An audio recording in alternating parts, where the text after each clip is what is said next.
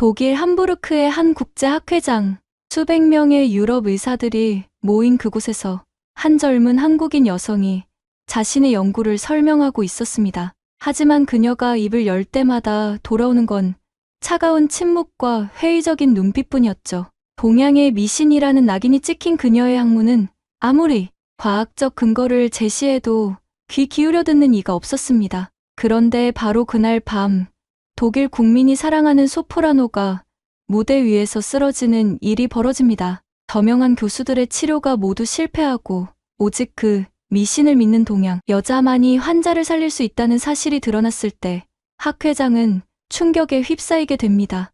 오늘의 사연은 김지수님의 이야기입니다. 영상 시청 전 구독과 좋아요를 눌러주시면 제작에 큰 힘이 됩니다. 2025년 3월 독일 함부르크 엘베강이 내려다 보이는 현대적인 컨벤션 센터는 이른 아침부터 분주했습니다. 세계 각국의 의료진들이 명찰을 목에 걸고 로비를 가득 메웠죠.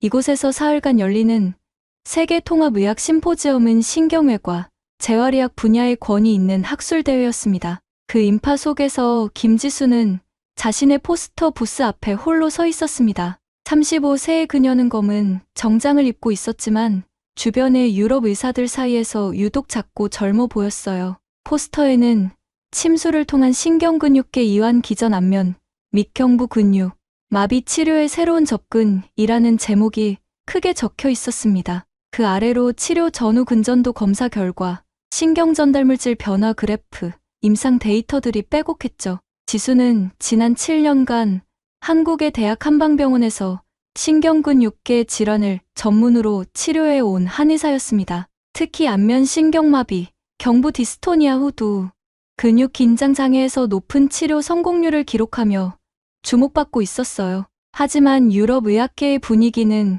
그녀가 상상했던 것과 달랐습니다. 실례합니다. 이 치료법은 어떤 약물을 사용하시나요? 한 젊은 독일 의사가 물었습니다. 지수는 미소를 지으며 설명을 시작했죠. 약물은 사용하지 않습니다. 특정 경혈점에 침을 자입하여 신경말단을 자극하고 아세틸콜린과 엔돌핀 분비를 조절하는 방식이에요. 여기 보시면 침이요? 의사의 표정이 순식간에 식었습니다. 그는 포스터를 대충 훑어보더니 말했죠. 흥미롭네요. 하지만 우리는 증거 기반 의학을 다루는 학회거든요.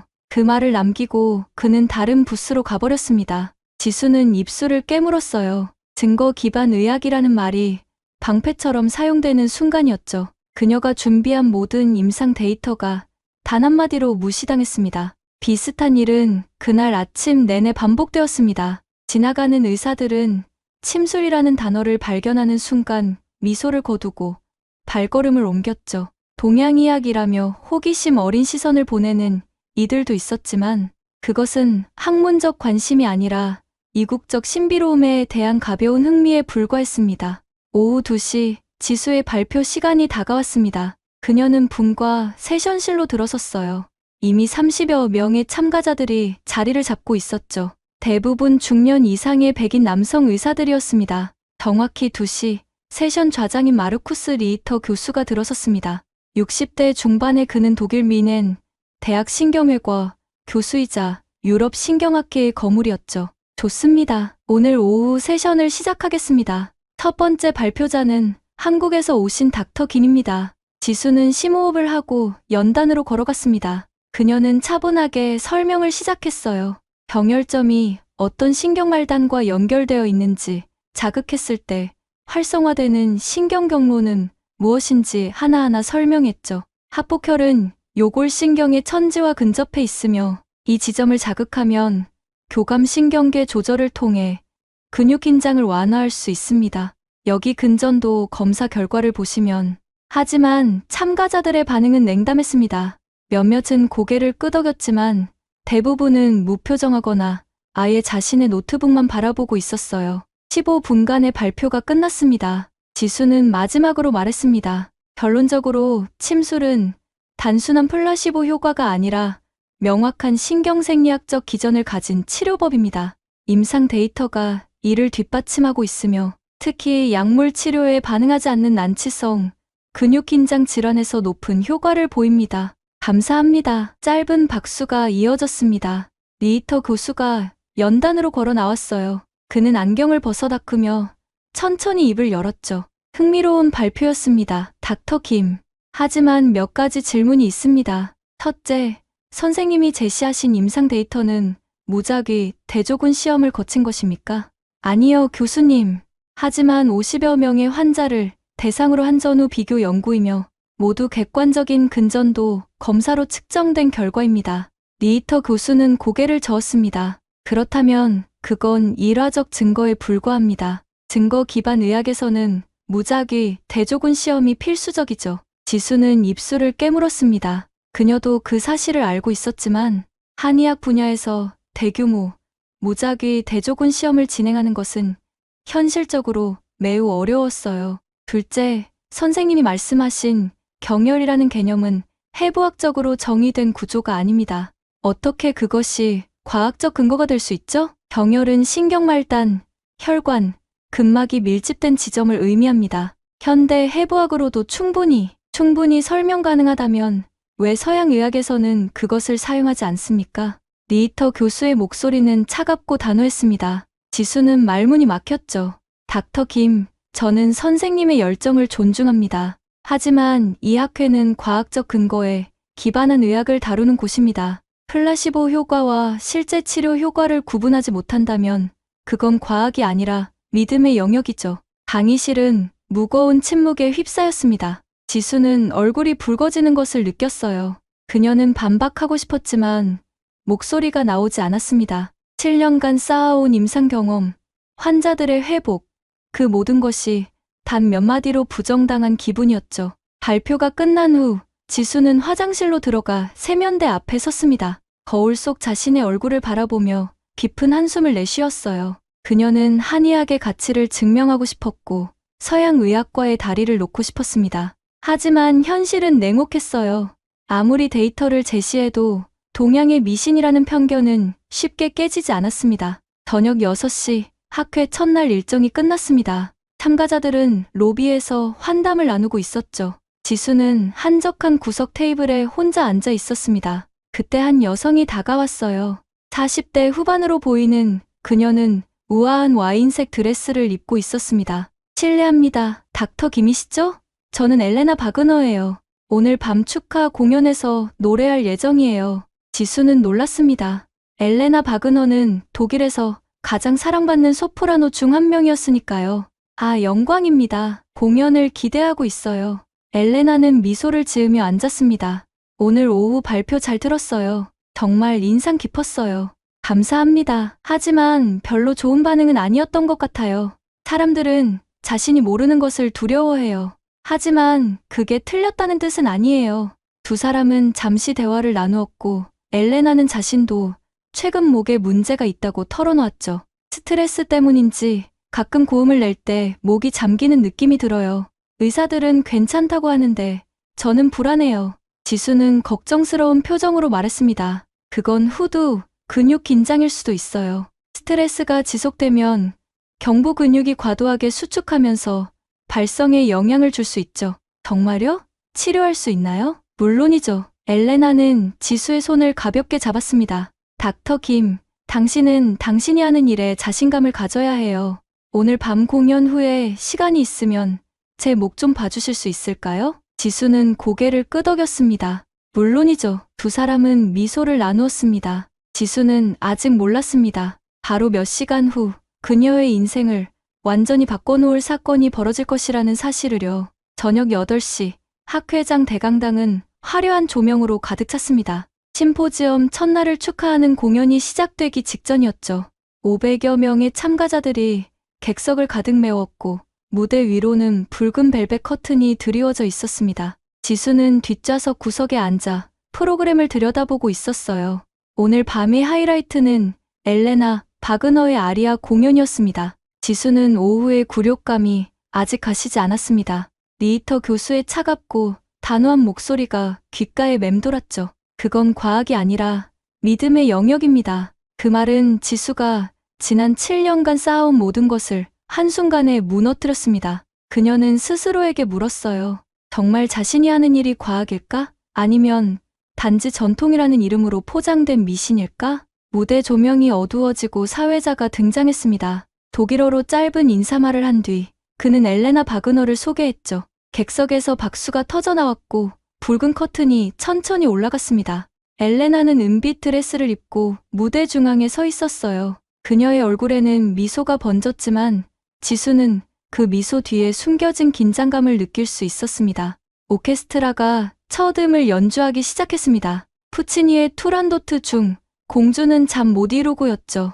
엘레나는 천천히 입을 열었고 그녀의 목소리가 강당을 가득 채웠습니다. 낮은 음역대는 완벽했어요. 부드럽고 풍성한 음색이 청중들의 마음을 사로잡았죠. 지수도 눈을 감고 그 목소리에 귀를 기울였습니다. 하지만 곡이 절반을 지나고 첫 번째 고음 구간에 접어들었을 때였습니다. 엘레나의 목소리가 순간적으로 떨렸어요. 그녀는 고음을 올리려 했지만 음이 제대로 나오지 않았습니다. 객석에서는 아무도 눈치채지 못했지만 지수는 즉시 이상함을 감지했죠.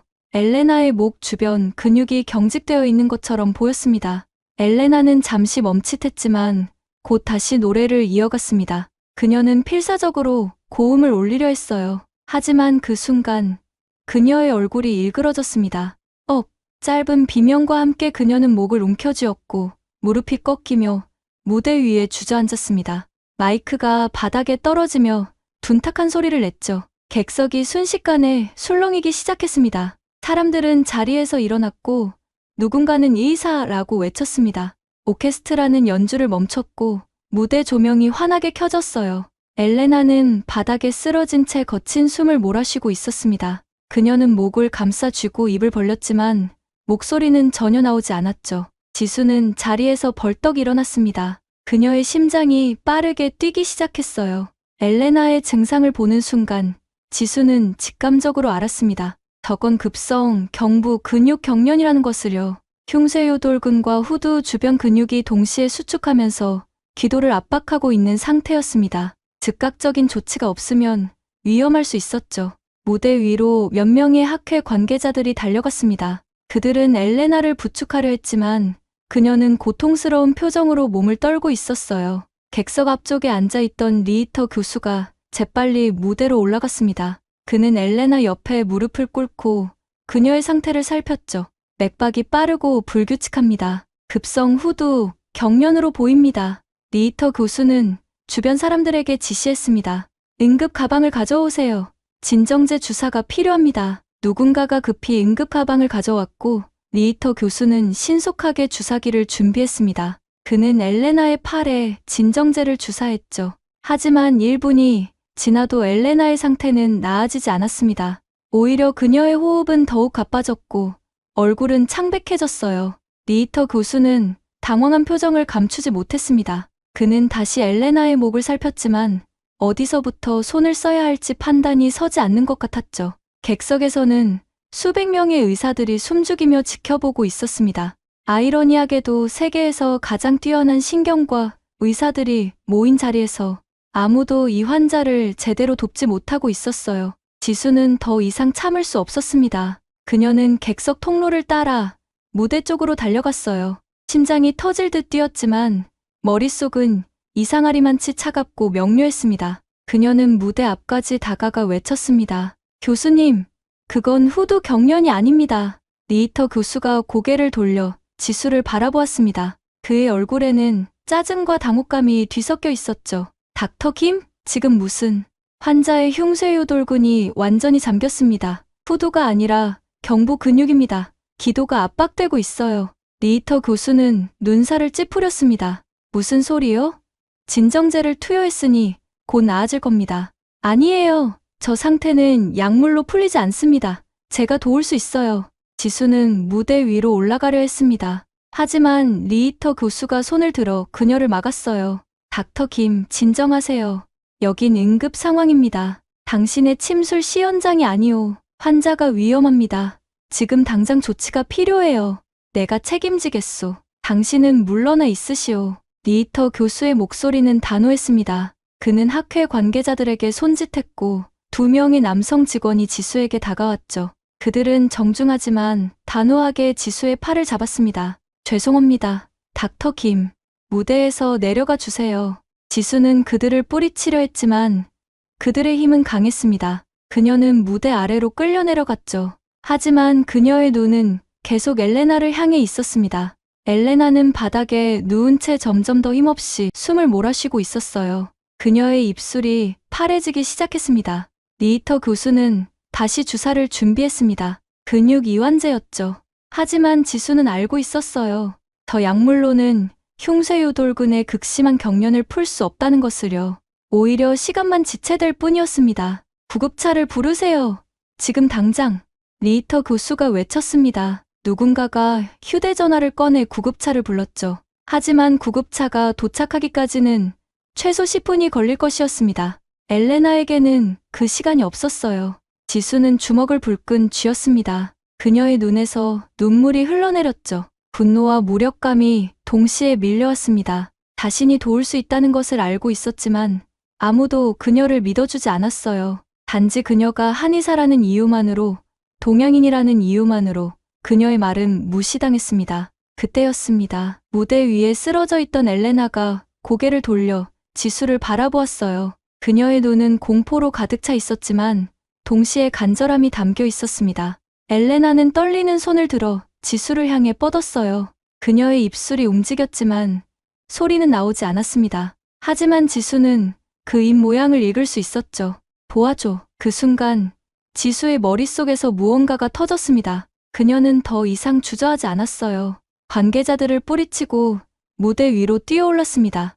리히터 교수가 소리쳤죠. 뭐 하는 거요? 당장 내려가시오. 하지만 지수는 듣지 않았습니다. 그녀는 엘레나 옆에 무릎을 꿇고 재빨리 가방에서 침통을 꺼냈어요. 은빛 침들이 조명 아래 반짝였습니다. 객석에서는 놀란 탄성이 터져나왔고 리히터 교수는 경악한 표정으로 지수를 바라보았죠. 지금 뭐 하는 겁니까? 당장 멈추시오. 지수는 그를 똑바로 바라보며 말했습니다. 교수님, 3분만 주세요. 3분 안에 환자의 호흡이 안정되지 않으면 그때 저를 끌어내리셔도 됩니다. 리히터 교수는 말문이 막혔습니다. 지수의 눈빛에는 확신이 가득했어요. 그리고 그 확신은 그를 압도했습니다. 그는 한 발 물러서며 팔짱을 꼈죠. 좋소. 3분. 그 이상은 허락하지 않겠소. 지수는 고개를 끄덕이고 엘레나에게 집중했습니다. 그녀는 엘레나의 목을 부드럽게 만졌어요. 흉쇄요돌근은 돌처럼 딱딱하게 굳어 있었고 후두 주변 근육들도 극도로 긴장된 상태였습니다. 지수는 침을 꺼내 들고 정확한 위치를 찾았죠. 엘레나, 저를 믿으세요. 곧 나아질 거예요. 지수는 첫 번째 침을 천도렬에 놓았습니다. 목 앞쪽 흉골 바로 위에 위치한 혈자리였죠. 그리고 양쪽 부도렬에 각각 침을 놓았습니다. 마지막으로 엘레나의 손에 있는 합복혈에 침을 자입했어요. 총 4개의 침이었습니다. 객석의 500명 의사들은 숨죽이며 지켜보고 있었습니다. 아무도 입을 열지 않았어요. 시간이 천천히 흐르는 것 같았죠. 1분이 지났습니다. 2분이 지났습니다. 엘레나의 호흡이 조금씩 느려지기 시작했습니다. 그리고 3분째 기적이 일어났어요. 엘레나의 목 근육이 서서히 풀리기 시작했습니다. 그녀의 거친 호흡이 안정되었고 창백했던 얼굴에 혈색이 돌아왔죠.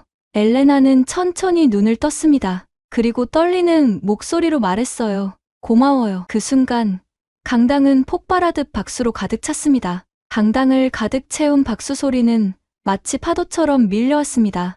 500명의 의사들이 자리에서 일어나 손뼉을 쳤죠. 하지만 지수는 그 소리를 제대로 듣지 못했습니다. 그녀의 귀에는 오직 엘레나의 고른 호흡 소리만이 들렸어요. 엘레나는 여전히 무대 바닥에 누워 있었지만 이제 그녀의 얼굴은 평화로웠습니다. 창백했던 입술에 다시 혈색이 돌아왔고 경련하던 목 근육은 부드럽게 풀려 있었죠. 지수는 조심스럽게 침을 하나씩 빼기 시작했습니다. 그녀의 손은 떨리지 않았어요. 7년간 수천 번 반복해온 동작이었고 그녀의 손가락은 정확히 어디를 어떻게 만져야 하는지 기억하고 있었습니다. 천도렬, 부도렬, 합곡혈, 4개의 침이 모두 빠져나왔고 지수는 그것들을 침통에 조심스럽게 넣었죠. 괜찮으세요? 지수가 부드럽게 물었습니다. 엘레나는 천천히 고개를 끄덕이며 지수의 손을 잡았어요. 그녀의 눈에는 눈물이 가득했습니다. 당신이 날 살렸어요. 그 말에 지수는 비로소 긴장이 풀리는 것을 느꼈습니다. 그녀는 깊은 숨을 들이마셨고 그제야 주변의 박수 소리가 귀에 들어왔죠. 지수는 천천히 고개를 들어 객석을 바라보았습니다. 수백 명의 의사들이 그녀를 보며 박수를 치고 있었어요. 그 순간 지수는 자신이 무언가 엄청난 일을 해냈다는 것을 깨달았습니다. 리히터 교수는 무대 한편에 서서 지수를 바라보고 있었습니다. 그의 얼굴은 복잡했어요. 놀라움, 당혹감, 그리고 어쩌면 약간의 부끄러움이 뒤섞여 있었죠. 그는 지수에게 다가와 입을 열었지만 한동안 말이 나오지 않았습니다. 마침내 그가 낮은 목소리로 말했어요. 당신이 옳았습니다. 그 짧은 한마디에는 무게가 실려 있었습니다. 하지만 지수는 그것이 진정한 사과가 아니라는 것을 알았어요. 그것은 단지 사실을 인정하는 것일 뿐이었죠. 리히터 교수는 여전히 그녀의 눈을 똑바로 보지 못했습니다. 구급대원들이 무대 위로 올라왔습니다. 그들은 엘레나를 들것에 조심스럽게 옮겼고 병원으로 이송할 준비를 했죠. 엘레나는 떠나기 전 지수를 다시 한번 바라보았습니다. 꼭 다시 만나요, 닥터 김. 지수는 미소를 지으며 고개를 끄덕였습니다. 구급대원들이 엘레나를 데리고 강당을 빠져나갔고 객석의 참가자들도 하나둘 자리를 떠나기 시작했어요. 그들은 지나가면서 지수를 바라보았고 몇몇은 그녀에게 엄지손가락을 치켜 세우거나 고개를 끄덕이며 인사했습니다. 하지만 지수는 알고 있었습니다. 이것이 끝이 아니라는 것을요. 오늘 밤 그녀가 보여준 것은 하나의 사례에 불과했어요. 한 명의 환자를 살렸다고 해서 수천 년간 쌓여온 편견이 하루아침에 사라지지는 않을 것이었습니다. 리히터 교수의 태도가 그것을 증명했죠. 그는 사실을 인정했지만 자신의 믿음을 바꾸지는 않았습니다. 지수는 무대를 내려와 강당 밖으로 걸어갔습니다. 복도는 텅 비어 있었고 그녀의 발소리만이 조용히 울렸어요. 그녀는 컨벤션 센터 밖으로 나가 밤 공기를 들이마셨습니다. 함부르크의 3월 밤은 쌀쌀했고 엘베강에서 불어오는 바람이 그녀의 뺨을 스쳤죠. 지수는 강변을 따라 천천히 걸었습니다. 그녀의 마음속에는 복잡한 감정들이 소용돌이치고 있었어요. 안도감, 성취감, 그리고 동시에 깊은 슬픔. 왜 그녀는 한 사람의 목숨이 위험에 처해야만 자신의 가치를 증명할 수 있었을까요? 왜 그녀의 말은 환자가 쓰러지기 전에는 아무도 귀 기울여 듣지 않았을까요? 이것은 단지 의학의 문제가 아니었습니다.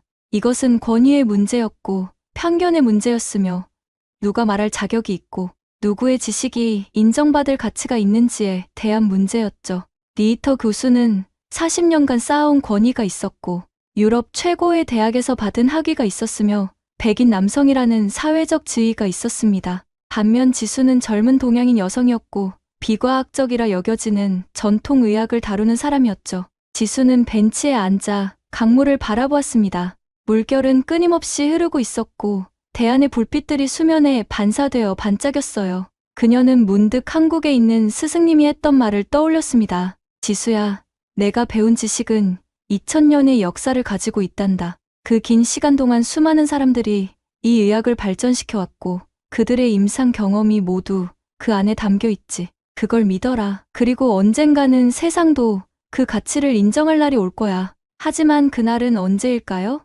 오늘 밤과 같은 극적인 순간이 또다시 와야만 할까요? 지수는 깊은 한숨을 내쉬었습니다. 그때 누군가의 발소리가 들렸습니다. 지수는 고개를 돌렸고 리히터 교수가 그곳에 서 있는 것을 발견했어요. 그는 코트를 입고 있었고 손에는 서류 가방을 들고 있었습니다. 그는 지수를 보자 잠시 멈칫했죠. 닥터 김, 교수님. 둘 사이에 어색한 침묵이 흘렀습니다. 리히터 교수는 벤치 옆에 서서 강물을 바라보았어요. 오늘 내가 실수했습니다. 지수는 그를 바라보았지만 아무 말도 하지 않았습니다. 리히터 교수는 계속해서 말했죠. 나는 40년간 신경외과 의사로 살아왔습니다. 내 인생의 대부분을 이 분야에 바쳤죠. 나는 증거 기반 의학을 믿었고 무작위 대조군 시험을 통과한 것만이 진실이라 생각했습니다. 하지만 오늘 당신이 보여준 것은 내 교과서 어디에도 없는 것이었어요. 그는 잠시 말을 멈추고 깊은 숨을 들이마셨습니다. 하지만 그것이 효과가 없다는 뜻은 아니었죠. 나는 오만했습니다. 내가 모르는 것은 존재하지 않는다고 생각했어요. 지수는 여전히 침묵을 지켰습니다. 그녀는 리히터 교수가 무슨 말을 하려는지 기다렸어요. 하지만 리히터 교수가 말을 이었습니다. 하지만 한 번의 성공 사례가 과학이 되는 건 아닙니다. 닥터 김, 오늘 당신이 한 일은 놀라웠지만 그것이 재현 가능한지, 다른 환자에게도 적용될 수 있는지 우리는 아직 모릅니다. 지수는 그제야 입을 열었습니다. 교수님, 저는 50여 명의 환자를 치료했습니다. 그들 모두 유사한 증상이었고 치료 성공률은 85%였어요. 오늘은 그 중 한 사례일 뿐입니다. 하지만 무작위 대조군 시험은 없습니다. 지수가 단호하게 말했습니다. 교수님이 요구하시는 그런 연구를 할 자금도, 시설도, 제도적 지원도 없어요. 한의학은 서양의학처럼 거대한 제약회사의 후원을 받지 못합니다. 우리는 임상 현장에서 환자를 치료하며 우리의 지식을 쌓아왔어요. 2000년 동안요. 리히터 교수는 아무 말도 하지 못했습니다. 지수는 자리에서 일어나 그를 똑바로 바라보았어요. 교수님, 저는 존중받고 싶습니다. 제 학문이 미신이나 플라시보로 치부되지 않기를 바라요. 제가 오늘 보여드린 것은 운이 아니었습니다. 그것은 정확한 해부학적 지식과 수천 번의 임상 경험에서 나온 기술이었어요. 그녀는 잠시 숨을 고르고 말을 이었습니다. 언젠가 교수님도 인정하실 날이 올 거라 믿습니다. 그때까지 저는 제 환자들을 치료하며 제 길을 갈 거예요. 지수는 그 말을 남기고 벤치를 떠났습니다. 그녀는 호텔로 향하는 길을 걸으며 자신이 싸우고 있는 것이 무엇인지 명확히 깨달았어요. 이것은 단지 의학적 논쟁이 아니었습니다. 이것은 누구의 지식이 정당한 것으로 인정받을 자격이 있는가에 대한 싸움이었고, 서로 다른 문화와 전통이 공존할 수 있는가에 대한 질문이었죠. 그리고 지수는 결심했습니다. 포기하지 않겠다고. 오늘 밤이 시작일 뿐이라고. 그녀는 자신의 지식이 가진 가치를 세상에 증명할 것이고, 한의학이 현대의학과 어깨를 나란히 할 수 있다는 것을 보여줄 것이었습니다. 함부르크의 밤하늘에는 별이 빛나고 있었습니다. 다음 날 아침, 심포지엄 이틀째가 시작되었습니다. 지수는 일찍 일어나 컨벤션 센터로 향했어요. 어젯밤 엘레나를 치료한 후 그녀는 잠을 설쳤습니다. 머릿속에는 리히터 교수와의 대화가 계속 맴돌았고 자신이 앞으로 어떻게 해야 할지에 대한 고민이 끊이지 않았죠. 하지만 동시에 그녀의 마음속에는 이상한 확신이 자리 잡고 있었습니다. 어제의 일이 무언가를 바꿔놓았다는 느낌이었어요. 컨벤션 센터 로비에 들어서자 지수는 즉시 분위기가 달라진 것을 느꼈습니다. 사람들이 그녀를 알아보고 쳐다보았어요.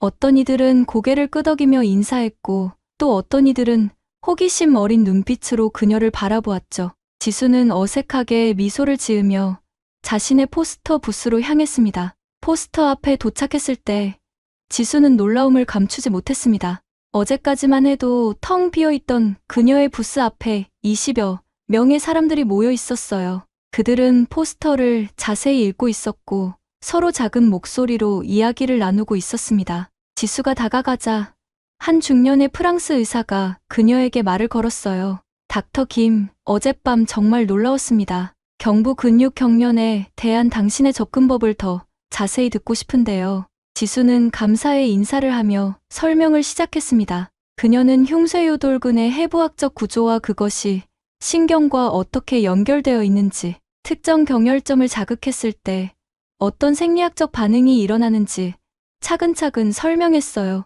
사람들은 진지한 표정으로 귀를 기울였고 질문이 이어졌습니다. 치료 효과는 얼마나 지속됩니까? 부작용은 없나요? 다른 근육 경련성 질환에도 적용 가능한가요? 지수는 하나하나 성실하게 답변했습니다. 그녀의 목소리에는 자신감이 넘쳤고 눈빛은 빛나고 있었어요. 이것이 그녀가 원했던 것이었습니다. 사람들이 편견 없이 그녀의 말에 귀 기울이고 진지하게 질문하며 함께 지식을 탐구하는 것. 이것이 바로 학술대회의 본래 목적이었죠. 1시간가량 질의응답이 이어진 후 사람들은 하나둘 자신의 일정으로 돌아갔습니다. 지수는 잠시 숨을 돌리며 물을 마셨어요. 그녀는 어제와 오늘의 차이를 생각했습니다. 사람들의 태도가 달라진 것은 분명했지만 그것이 진정한 변화일까요? 아니면 단지 일시적인 호기심에 불과한 것일까요? 정오가 되자 지수는 점심을 먹기 위해 구내식당으로 향했습니다. 식당은 참가자들로 붐볐고 지수는 구석 테이블에 자리를 잡았어요. 샐러드를 먹고 있는데 누군가 그녀의 테이블로 다가왔습니다. 고개를 들어보니 젊은 독일 여성 의사였어요. 그녀는 20대 후반으로 보였고 얼굴에는 진지한 표정이 담겨 있었습니다. 닥터 김, 함께 앉아도 될까요? 물론이죠. 여성은 자리에 앉으며 자신을 소개했습니다. 저는 안나 슈미트입니다. 베를린 샤리테 병원의 재활의학과 레지던트예요. 어젯밤 공연장에 있었어요. 반갑습니다. 닥터 슈미트. 안나는 잠시 망설이다가 입을 열었습니다. 솔직히 말씀드리면 어제 당신이 무대에 올라갔을 때 저도 회의적이었어요. 저 동양 여자가 뭘 할 수 있겠어라고 생각했죠. 부끄럽지만 사실이에요. 지수는 고개를 끄덕이며 그녀의 말을 들었습니다. 안나는 계속 말을 이었어요. 하지만 제가 목격한 것은 제가 의대에서 배운 어떤 것보다 빠르고 효과적이었어요. 리히터 교수님의 처치는 실패했지만 당신의 방법은 단 3분 만에 환자를 안정시켰죠. 그게 저를 생각하게 만들었어요. 내가 배우지 않은 것이 얼마나 많을까? 내가 무시해온 지식이 얼마나 가치 있을까? 지수는 안나의 눈을 바라보았습니다. 그 눈에는 진정성이 담겨 있었어요. 지수는 부드럽게 미소 지으며 말했습니다. 당신이 그렇게 생각한 건 당연해요, 닥터 슈미트. 우리는 모두 우리가 배운 것, 우리가 자란 문화, 우리가 속한 시스템 안에서 세상을 바라보니까요. 중요한 건 그 틀을 깨고 나와 다른 가능성을 받아들이는 용기죠. 안나는 고개를 끄덕였습니다. 그리고 조심스럽게 물었어요. 혹시 당신의 치료법을 더 배울 수 있을까요? 제 말은 정식으로요. 지수는 잠시 생각에 잠겼습니다. 그녀는 한국에 돌아가면 다시 자신의 병원으로 돌아가야 했고 일상으로 복귀해야 했어요. 하지만 동시에 그녀는 깨달았습니다. 자신의 지식을 나누는 것, 그것이 진정한 변화를 만드는 길이라는 것을요. 물론이죠. 제 이메일 주소를 드릴게요. 연락 주시면 자료를 보내드릴게요. 안나의 얼굴이 환해졌습니다. 두 사람은 연락처를 교환했고 안나는 감사 인사를 하며 자리를 떠났어요. 지수는 홀로 남아 생각에 잠겼습니다. 어쩌면 변화는 이렇게 시작되는 것일지도 몰랐어요. 한 사람 한 사람, 하나의 대화, 하나의 연결에서요. 오후 3시, 지수는 메인홀에서 열리는 특별 세션에 참석했습니다. 주제는 신경근육계 질환의 최신 치료법이었고 발표자는 다름 아닌 리히터 교수였어요. 지수는 뒷좌석에 앉아 그의 발표를 들었습니다. 리히터 교수는 최신 약물 치료와 물리치료 기법들을 소개했고 그의 발표는 여전히 권위 있고 논리적이었죠. 하지만 발표가 끝나고 질의응답 시간이 되었을 때 예상치 못한 일이 벌어졌습니다. 한 젊은 이탈리아 의사가 손을 들고 질문했어요. 교수님, 어젯밤 우리가 목격한 침술 치료에 대해서는 어떻게 생각하십니까? 그것도 신경근육계 질환의 유효한 치료법으로 고려될 수 있지 않을까요? 강당이 조용해졌습니다. 모든 시선이 리히터 교수에게 쏠렸어요. 그는 잠시 말을 멈추고 연단 위에 섰습니다. 그의 표정은 복잡했죠. 지수는 숨을 죽이고 그를 바라보았습니다. 리히터 교수는 천천히 입을 열었습니다. 그것은 흥미로운 사례였습니다. 하지만 한 번의 성공 사례가 치료법의 유효성을 증명하지는 않습니다. 우리는 과학자로서 재현 가능성, 통제된 연구, 객관적 데이터를 필요로 합니다. 또 다른 의사가 손을 들었습니다. 하지만 교수님, 교수님의 치료는 실패했고 침술은 성공했습니다. 그것도 엄연한 데이터 아닙니까? 강당에서 웅성거림이 일었습니다. 리히터 교수는 당황한 표정을 감추지 못했어요. 그는 안경을 고쳐 쓰며 대답했습니다. 물론입니다. 저는 어젯밤 제 판단이 틀렸다는 것을 인정합니다. 하지만 그것이 모든 전통의학을 받아들여야 한다는 의미는 아닙니다. 우리는 여전히 엄격한 과학적 검증이 필요합니다. 세 번째 의사가 발언했습니다. 그렇다면 교수님은 그런 검증 연구를 지원하실 의향이 있으십니까? 만약 침술이 정말 효과가 있다면 우리가 그것을 연구하고 이해하는 것이 우리의 의무 아닙니까? 리히터 교수는 말문이 막혔습니다. 그는 한동안 아무 말도 하지 못했어요. 강당의 분위기는 점점 무거워졌고 사람들은 그의 대답을 기다렸습니다. 마침내 그가 입을 열었죠. 저는 생각해 보겠습니다. 그 대답은 확신에 차 있지 않았습니다.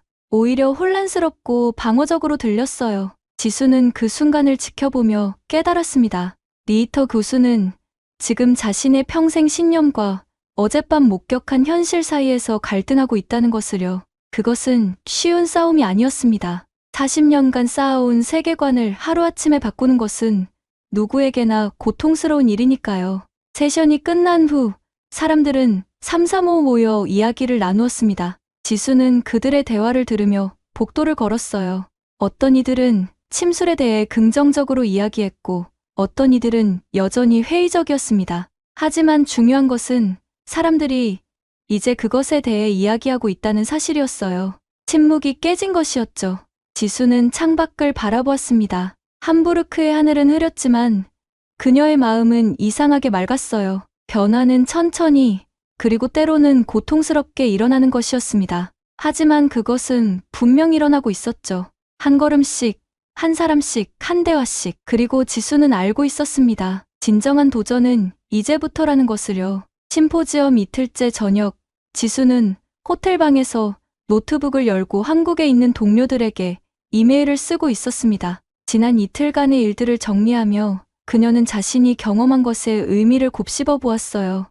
엘레나를 치료한 순간, 사람들의 박수, 그리고 오늘 오후 리히터 교수가 보여준 혼란스러운 모습. 이 모든 것이 무엇을 말해주는 걸까요? 지수는 문득 10년 전 자신이 한의대에 입학하던 날을 떠올렸습니다. 그때 아버지는 걱정스러운 표정으로 말씀하셨죠. 지수야, 한의학은 힘든 길이란다.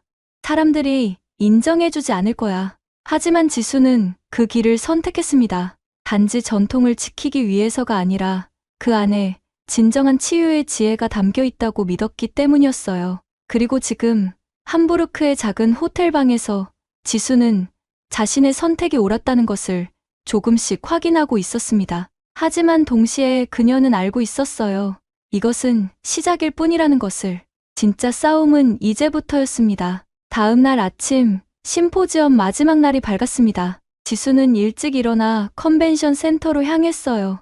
오늘은 특별한 날이었습니다. 학회 마지막 날 오전에는 전체 참가자들이 모이는 종합 토론 세션이 예정되어 있었고 주제는 통합의학의 미래였죠. 지수는 이 세션이 자신에게 어떤 의미를 가질지 예상하지 못했습니다. 메인홀에 들어서자 이미 300여 명의 참가자들이 자리를 채우고 있었습니다. 무대 위에는 5명의 패널이 앉아 있었고 그 중 한 명이 리히터 교수였어요. 좌장은 미국 존스 홉킨스 대학의 저명한 신경과 교수였고 그는 세션을 시작하며 말했습니다. 오늘 우리는 통합의학의 미래에 대해 논의하고자 합니다. 특히 이번 심포지엄에서 우리가 목격한 특별한 사건을 중심으로 말이죠. 그는 잠시 멈추고 객석을 둘러보았습니다. 이틀 전 저녁 우리는 전통 동양의학이 응급 상황에서 어떤 역할을 할 수 있는지 직접 목격했습니다. 이것은 우리에게 중요한 질문을 던집니다. 우리는 서양의학이 아닌 다른 의학 체계를 어떻게 평가하고 통합할 수 있을까요? 객석에서 웅성거림이 일었습니다. 좌장은 패널들을 향해 고개를 돌렸어요. 리히터 교수님, 그날 밤 현장에 계셨죠? 어떻게 생각하십니까? 모든 시선이 리히터 교수에게 쏠렸습니다. 그는 잠시 침묵했고 지수는 객석 뒤쪽에서 숨을 죽이며 그를 바라보았어요. 리히터 교수는 천천히 마이크를 들고 입을 열었습니다. 저는 그날 밤 제 한계를 마주했습니다. 그의 목소리는 무거웠습니다. 저는 40년간 신경외과 의사로 살아왔고 제 지식과 경험을 신뢰해왔습니다. 하지만 그날 밤 환자가 제 앞에서 위험에 처했을 때 저는 아무것도 할 수 없었습니다. 제가 배운 모든 것, 제가 아는 모든 방법이 효과가 없었죠. 그는 잠시 말을 멈추고 깊은 숨을 들이마셨습니다. 그리고 한 젊은 한의사가 나타나서 제가 평생 비과학적이라고 무시해온 방법으로 단 3분 만에 환자를 안정시켰습니다. 그 순간 저는 깨달았습니다. 제가 모르는 것이 세상에 얼마나 많은지를요. 객석은 조용했습니다. 모두가 그의 말에 귀 기울이고 있었어요. 리히터 교수는 계속해서 말했습니다. 하지만 솔직히 말씀드리면 저는 여전히 혼란스럽습니다. 과학자로서 저는 증거를 믿어야 합니다. 무작위 대조군 시험, 재현 가능성, 객관적 데이터, 이것들이 제가 평생 신봉해 온 기준입니다. 그런데 그날 밤 제가 본 것은 그 기준으로 설명되지 않았습니다. 다른 패널 중 한 명, 프랑스 재활의학과 교수가 끼어들었습니다. 리히터 교수님, 그렇다면 우리가 기준을 바꿔야 하는 것 아닙니까? 효과가 있다면 그것을 연구하고 이해하려 노력하는 것이 우리의 의무 아닐까요? 리히터 교수는 고개를 끄덕였습니다. 맞습니다. 하지만 어떻게요? 우리는 동양의학의 언어를 이해하지 못합니다. 기, 경락, 음양, 이런 개념들을 어떻게 현대 신경생리학과 연결할 수 있을까요? 그때 좌장이 객석을 향해 말했습니다. 닥터 김지수가 여기 계신다고 들었습니다. 혹시 이 논의에 참여하실 의향이 있으십니까? 모든 사람들이 고개를 돌려 지수를 찾기 시작했습니다. 지수는 놀라서 자리에서 일어났어요. 좌장이 그녀를 향해 손짓하며 말했습니다. 무대로 올라와 주시겠습니까? 닥터 김? 지수는 심장이 빠르게 뛰는 것을 느꼈습니다. 하지만 그녀는 주저하지 않았어요. 통로를 걸어 무대로 올라갔고 좌장이 그녀에게 마이크를 건넸습니다. 지수는 300명의 청중을 마주하고 섰습니다. 이틀 전 엘레나를 치료하던 그 무대와 같은 곳이었죠. 감사합니다. 지수는 천천히 말을 시작했습니다. 리히터 교수님의 말씀에 답변하고 싶습니다. 교수님은 우리의 언어가 다르다고 말씀하셨어요. 맞습니다. 우리는 다른 언어를 사용합니다. 하지만 우리가 다루는 대상은 같습니다. 바로 인체죠. 그녀는 잠시 숨을 고르고 말을 이었습니다. 제가 엘레나를 치료할 때 저는 기를 조절한다고 생각하지 않았습니다. 저는 흉쇄유돌근의 신경지배, 경동맥과 미주신경의 위치, 그리고 자율신경계의 반응을 생각했어요. 이것은 해부학이고 신경생리학입니다. 교수님들이 배운 것과 같은 학문이죠. 객석에서 몇몇 사람들이 고개를 끄덕였습니다. 지수는 계속했어요. 차이는 우리의 도구입니다. 교수님들은 약물과 수술을 사용하고 저는 침을 사용합니다. 하지만 우리의 목표는 같아요. 환자를 치유하는 것이죠. 제가 원하는 건 여러분이 한의학을 맹목적으로 받아들이는 게 아닙니다. 저는 여러분이 열린 마음으로 관찰하고 질문하고 함께 연구하기를 바랍니다. 리히터 교수가 마이크를 들었습니다. 닥터 김, 그렇다면 당신은 우리와 공동 연구를 할 의향이 있습니까? 당신의 치료법을 체계적으로 연구하고 검증하는 것에 협력할 수 있습니까? 지수는 그를 똑바로 바라보았습니다. 물론입니다, 교수님. 하지만 한 가지 조건이 있습니다. 무엇입니까? 상호 존중입니다. 지수의 목소리는 단호했습니다. 저는 더 이상 제 학문이 미신이나 플라시보로 치부되는 것을 받아들이지 않을 겁니다. 만약 우리가 함께 연구한다면 그것은 동등한 파트너로서여야 합니다. 한쪽이 다른 쪽을 검증하는 관계가 아니라 함께 진실을 탐구하는 관계여야 해요. 객석에서 박수가 터져 나왔습니다. 처음에는 몇 사람이었지만 점점 더 많은 사람들이 손뼉을 치기 시작했어요. 리히터 교수는 잠시 지수를 바라보다가 천천히 자리에서 일어났습니다. 그는 지수에게 손을 내밀었죠. 동의합니다. 닥터 김. 동등한 파트너로서 함께 연구합시다. 지수는 그의 손을 잡았습니다. 두 사람의 악수는 단순한 제스처 이상의 의미를 가지고 있었어요. 그것은 서로 다른 세계관, 서로 다른 전통, 서로 다른 언어가 만나는 순간이었습니다. 완벽한 이해는 아니었지만 적어도 대화를 시작하겠다는 약속이었죠. 세션이 끝난 후 많은 사람들이 지수에게 다가와 명함을 건넸습니다. 독일, 프랑스, 이탈리아, 스페인, 심지어 미국에서 온 의사들까지 그들은 공동 연구를 제안했고 자신의 병원에 초청하고 싶다고 말했어요. 지수는 모든 명함을 받으며 감사 인사를 했습니다. 하지만 그녀의 마음 한편에는 복잡한 감정이 자리하고 있었습니다. 이 관심이 진정한 것일까요? 아니면 일시적인 호기심에 불과한 것일까요?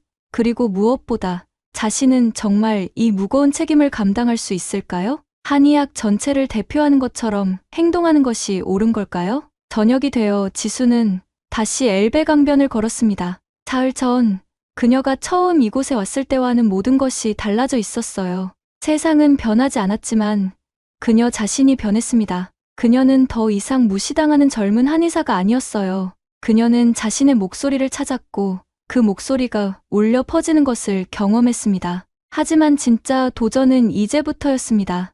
약속을 지키는 것, 연구를 함께 진행하는 것, 그리고 무엇보다 이 작은 변화를 지속 가능한 것으로 만드는 것. 지수는 깊은 숨을 들이마셨습니다. 그녀는 준비되어 있었습니다. 심포지엄이 끝나고 일주일 후, 지수는 한국으로 돌아왔습니다.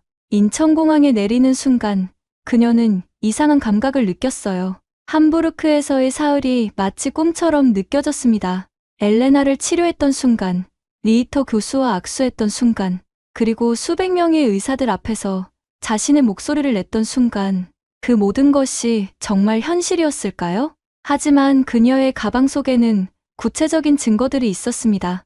유럽 의사들에게서 받은 30여 장의 명함, 리히터 교수가 건넨 공동연구 제안서 초안, 그리고 안나 슈미트를 비롯한 젊은 의사들과 주고받은 이메일 주소들.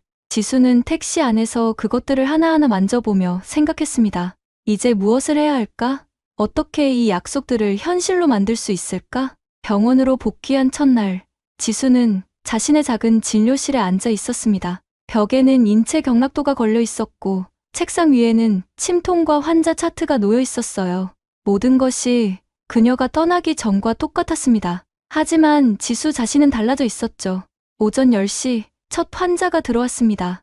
50대 중반의 여성이었고 만성경부통으로 6개월째 고생하고 있다고 했어요. 지수는 익숙한 동작으로 환자의 목을 촉진하고 경추의 정렬 상태를 확인하고 압통점을 찾아냈습니다. 그리고 정확한 위치에 침을 놓았죠.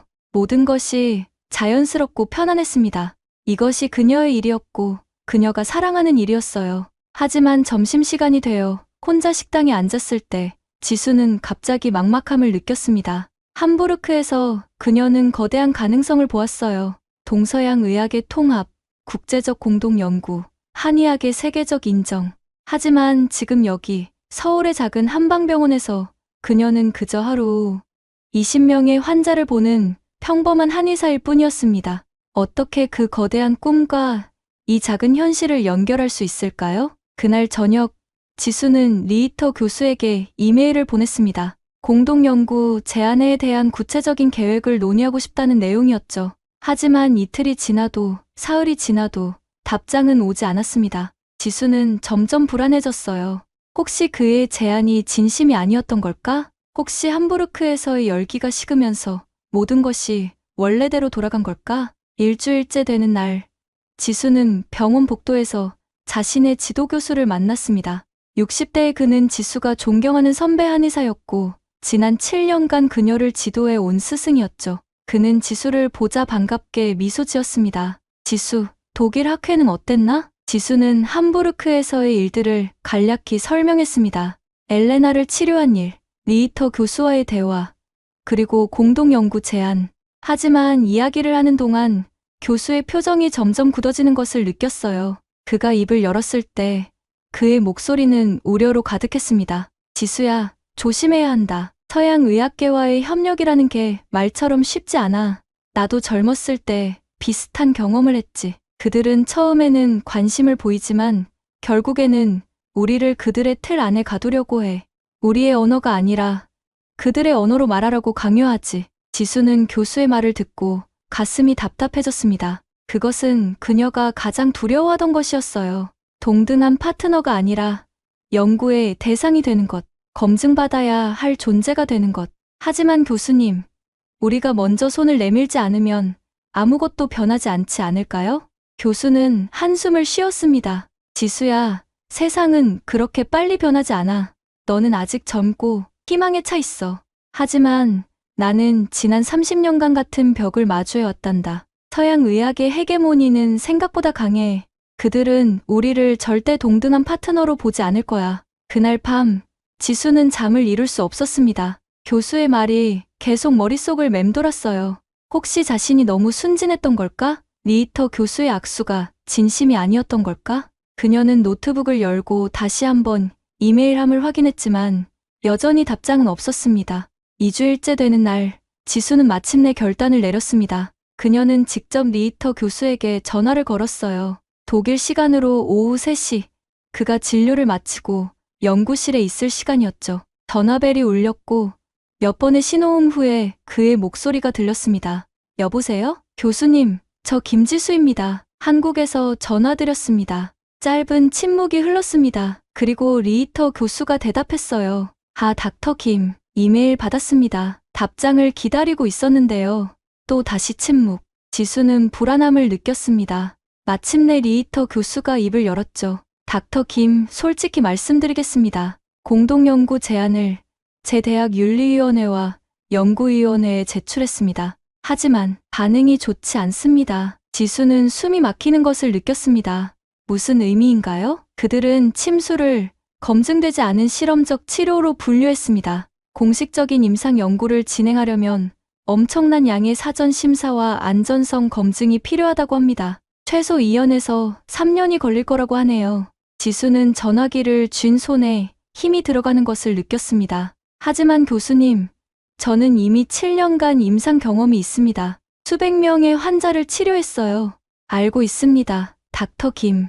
하지만 우리 시스템은 그렇게 작동합니다. 제가 개인적으로 당신을 신뢰한다고 해도 제도는 다릅니다. 지수는 말문이 막혔습니다. 그녀는 이것이 바로 자신의 스승이 경고했던 것임을 깨달았어요. 서양 의학의 시스템, 그 거대하고 견고한 구조, 그것은 개인의 선이나 한 번의 극적인 사건으로 쉽게 변하지 않았습니다. 그렇다면 우리의 약속은?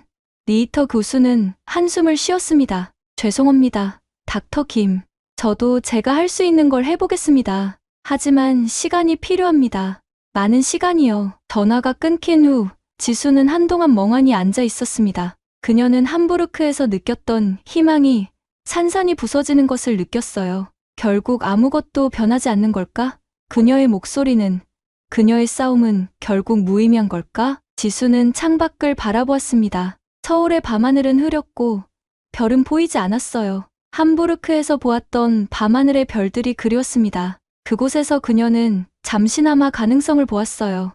하지만 지금 여기서는 다시 현실의 무게가 그녀를 짓눌렀습니다. 그녀는 스스로에게 물었습니다. 계속 싸울 가치가 있을까? 이 외로운 싸움을, 이 끝없는 설명과 증명의 과정을 혹시 그냥 포기하고 자신의 작은 진료실에서 조용히 환자나 보는 게 나은 걸까? 그날 밤, 지수는 처음으로 자신의 선택을 후회했습니다. 그리고 그것은 그녀가 경험한 가장 깊은 절망의 순간이었습니다. 절망의 나날이 이어졌습니다. 지수는 매일 아침 병원에 출근했지만 마음 한편에는 공허함이 자리 잡고 있었어요. 환자를 치료하고 차트를 작성하고 동료들과 인사를 나누는 일상, 모든 것이 기계적으로 느껴졌습니다. 함부르크에서 느꼈던 그 뜨거운 확신은 어디로 갔을까요? 자신이 세상을 바꿀 수 있다고 믿었던 그 순간은 정말 현실이었을까요?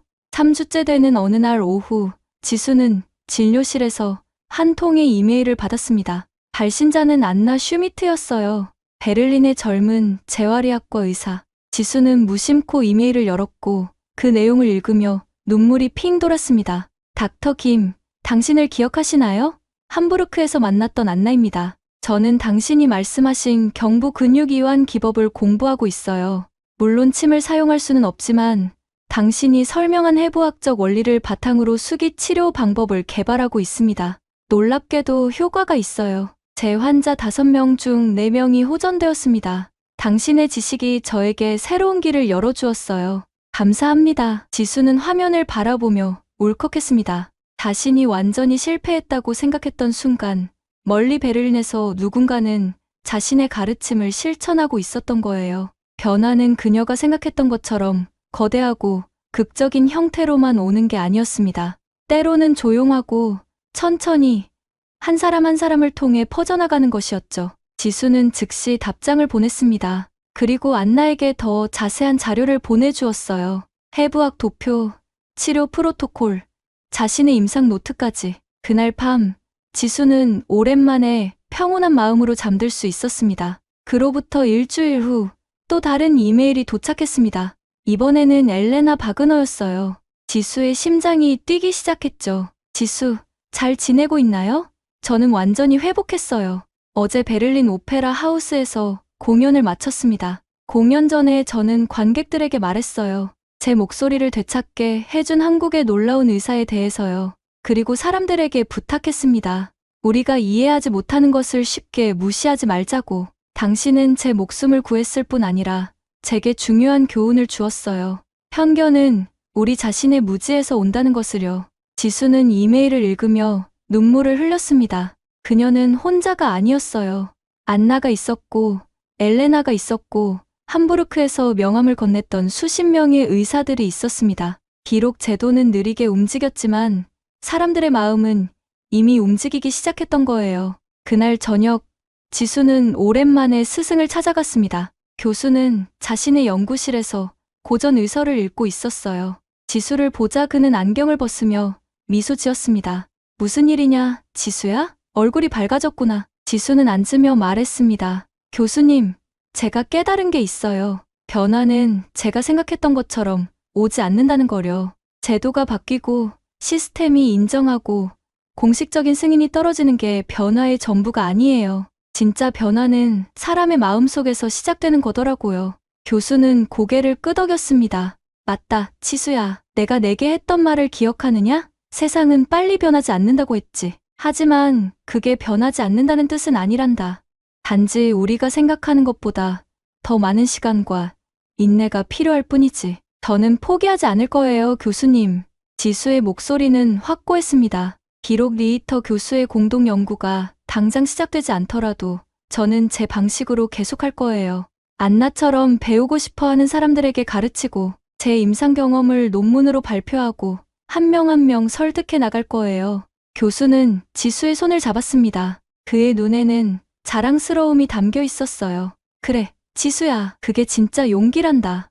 화려한 성공이 아니라 작은 일을 묵묵히 계속하는 것. 그게 세상을 바꾸는 진짜 방법이지. 그날 밤, 지수는 자신의 임상 데이터를 정리하기 시작했습니다. 지난 7년간 치료했던 200여 명의 환자 기록, 치료 전후 비교 사진, 근전도 검사 결과. 그녀는 이 모든 것을 체계적으로 정리하여 영문 논문으로 작성하기로 결심했어요. 비록 당장 유명 저널에 실리지 않더라도 이것은 그녀의 지식을 세상과 나누는 방법이었습니다. 한 달 후, 지수는 뜻밖의 전화를 받았습니다. 리히터 교수였어요. 그의 목소리는 흥분되어 있었습니다. 닥터 김, 좋은 소식이 있습니다. 지수는 심장이 빨리 뛰는 것을 느꼈어요. 무슨 일이세요, 교수님? 엘레나 바그너가 우리 대학에 거액을 기부했습니다. 그녀는 그 돈으로 동서통합의학연구 기금을 설립하라고 지정했어요. 그리고 당신과의 공동 연구를 최우선 과제로 명시했습니다. 대학 측이 승인했습니다. 닥터 김, 우리 연구를 시작할 수 있어요. 지수는 숨이 막혔습니다. 믿을 수 없었어요. 그녀가 포기하려고 했던 바로 그 순간 길이 열린 것이었습니다. 엘레나가 그녀를 위해 이런 일을 해주다니. 교수님, 저 뭐라고 말해야 할지 모르겠어요. 감사는 엘레나에게 하세요. 그녀는 당신 덕분에 목소리를 되찾았고 이제 그 목소리로 세상의 메시지를 전하고 있습니다. 편견을 넘어서자고, 서로 다른 지혜를 존중하자고요. 전화를 끊은 후 지수는 한동안 멍하니 앉아 있었습니다. 그리고 천천히 눈물이 흘러내렸어요. 그것은 슬픔의 눈물이 아니었습니다. 안도와 감사, 그리고 압도적인 책임감이 뒤섞인 눈물이었죠. 지수는 창밖을 바라보았습니다. 서울의 하늘은 여전히 흐렸지만 이제 그녀에게는 별이 보이는 것 같았어요. 함부르크에서 보았던 그 별들, 희망의 별들. 그녀는 자신이 배운 것을 깨달았습니다. 진짜 도전은 한 번의 극적인 순간에 있는 게 아니에요. 진짜 도전은 그 후에 오는 긴 침묵과 기다림, 그리고 포기하고 싶은 유혹과 싸우는 것이었습니다. 그리고 그럼에도 불구하고 계속 앞으로 나아가는 것. 작은 걸음이라도, 느리더라도 멈추지 않는 것. 지수는 노트북을 열고 리히터 교수에게 답장을 보냈습니다. 그리고 연구 계획서 작성을 시작했어요. 이번에는 혼자가 아니었습니다. 리히터 교수가 있었고, 안나가 있었고, 엘레나가 있었으며, 함부르크에서 만났던 수많은 사람들이 있었습니다. 그리고 무엇보다 지수 자신이 있었습니다. 포기하지 않기로 선택한, 자신의 목소리를 내기로 결심한 작은 한의사 김지수가. 밤은 깊어갔지만 지수의 진료실에는 불이 환하게 켜져 있었습니다. 그리고 그 불빛은 마치 등대처럼 어둠 속에서도 길을 잃지 않고 나아가는 사람들을 위한 신호처럼 빛나고 있었어요. 변화는 시작되었습니다. 천천히, 하지만 확실하게. 6개월이 흘렀습니다. 지수는 다시 독일 미넨에 있었습니다. 하지만 이번에는 관광객이 아니라 미넨 대학병원 동서통합신경연구센터의 공동연구 책임자로서였어요.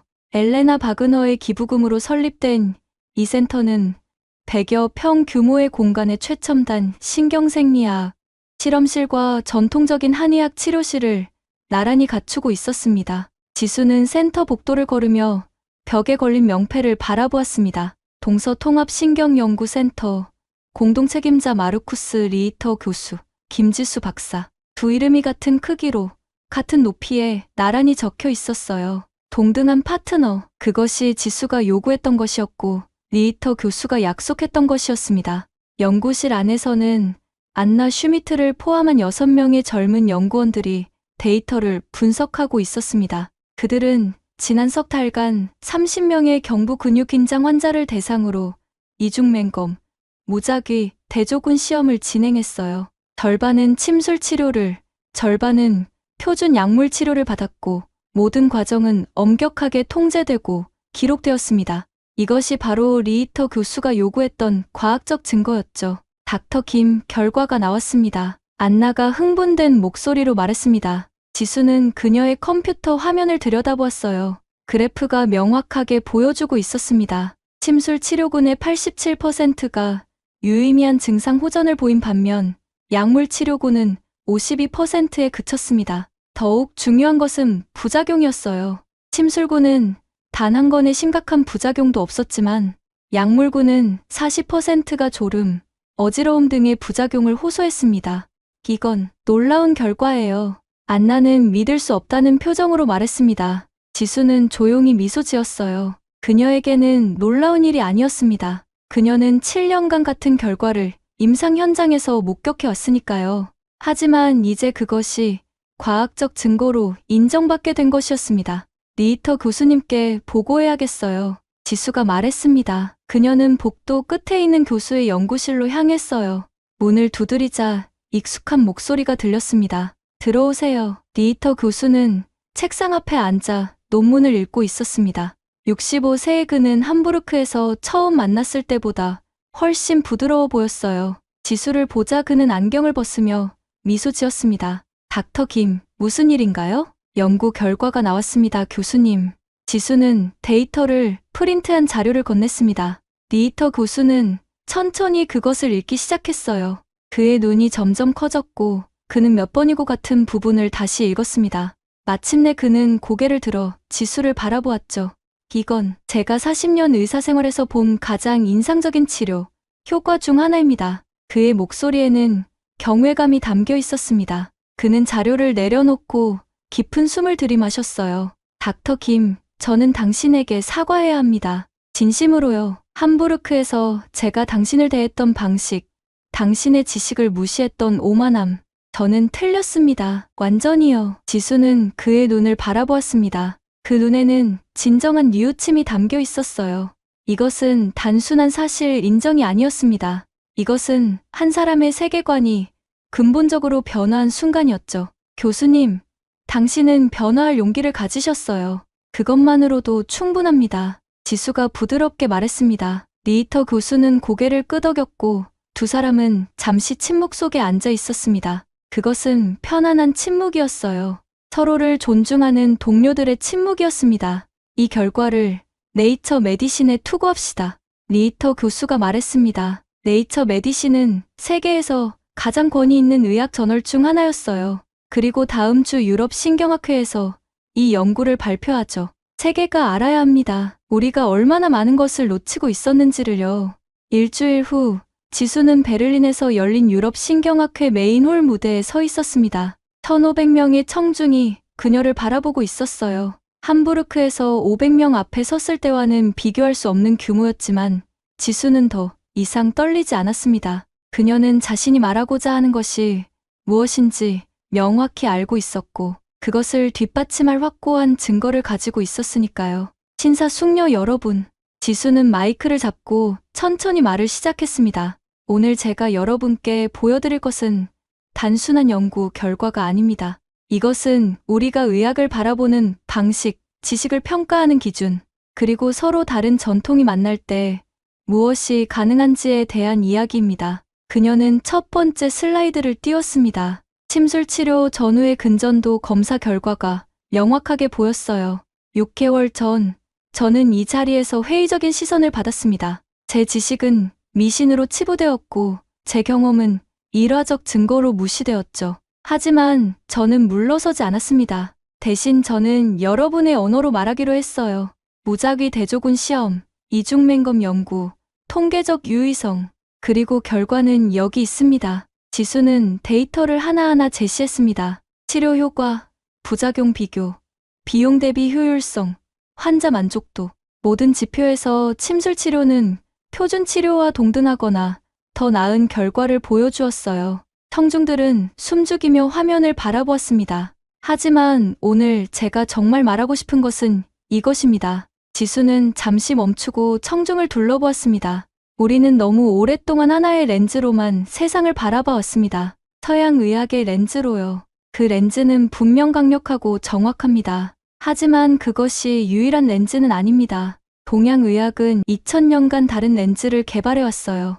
다른 방식으로 인체를 이해하고 다른 도구로 질병을 치료하는 렌즈를요. 그리고 오늘 우리는 두 렌즈를 함께 사용했을 때 무엇이 보이는지 확인했습니다. 우리는 더 많이 볼 수 있었고 더 잘 치유할 수 있었습니다. 청중석에서 박수가 터져 나왔습니다. 처음에는 몇 사람이었지만 순식간에 전체로 퍼져나갔어요. 1500명의 의사들이 일어나 기립 박수를 보냈습니다. 지수는 그 순간을 가슴 깊이 새겼어요. 이것은 단지 그녀 개인의 승리가 아니었습니다. 이것은 수천 년간 무시받고 주변화되었던 모든 전통의학의 승리였고, 편견을 넘어 진실을 추구하기로 선택한 모든 사람들의 승리였습니다. 발표가 끝난 후 지수는 무대 뒤에서 엘레나를 만났습니다. 그녀는 오늘 지수의 발표를 보기 위해 특별히 베를린에 왔었어요. 두 사람은 말없이 포옹했습니다. 고마워요, 엘레나. 당신이 없었다면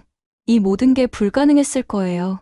아니에요, 지수. 당신이 저를 살렸어요. 저는 그저 당신이 더 많은 사람을 살릴 수 있도록 도운 것뿐이에요. 그날 저녁, 리히터 교수는 센터팀 전체를 저녁 식사에 초대했습니다. 베를린의 한 레스토랑에서 10여 명의 연구원들이 둥근 테이블에 둘러앉았어요. 식사 중간, 리히터 교수가 잔을 들어 건배사를 했습니다.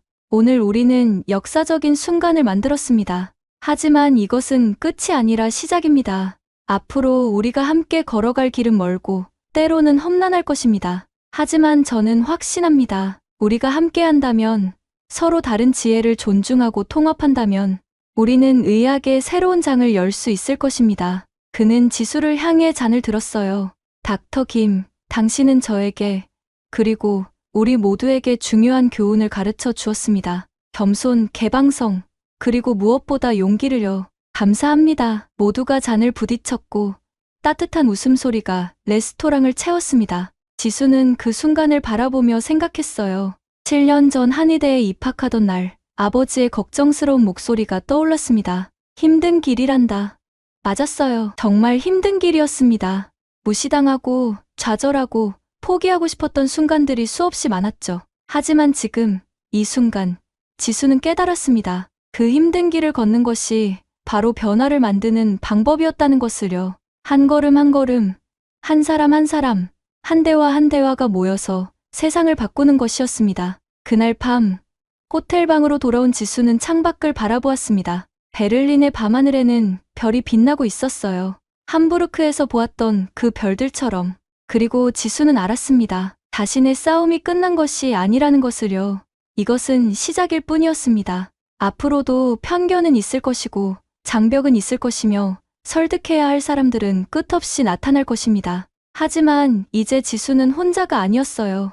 안나가 있었고 리히터 교수가 있었고 엘레나가 있었으며 오늘 기립 박수를 보낸 1500명의 동료들이 있었습니다. 그리고 무엇보다 세계 어딘가에는 지금도 무시당하고 있을 또 다른 젊은 의사들이 있을 것입니다. 다른 피부색을 가졌거나 다른 언어를 사용하거나 다른 전통에서 왔다는 이유로 자신의 지식을 증명해야 하는 사람들.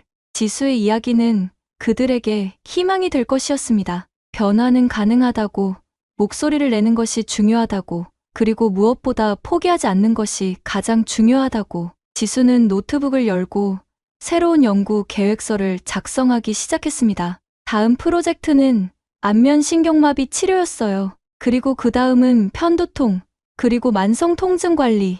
할 일은 산더미처럼 많았지만 지수의 마음은 가벼웠습니다. 밤은 깊었지만 지수의 방에는 불이 환하게 켜져 있었습니다. 그리고 그 불빛은 마치 등대처럼 어둠 속에서도 길을 찾아가는 모든 이들을 위한 신호처럼 빛나고 있었어요. 변화는 이미 시작되었습니다. 그리고 그것은 멈추지 않을 것입니다. 지금까지 사람의 무한한 가능성을 믿는 인생길이었습니다. 오늘 영상이 즐거우셨다면 댓글로 여러분이 어디에서 듣고 계신지 남겨주세요. 청취자 한 분 한 분의 이야기에도 귀를 기울이고 싶습니다. 감사합니다.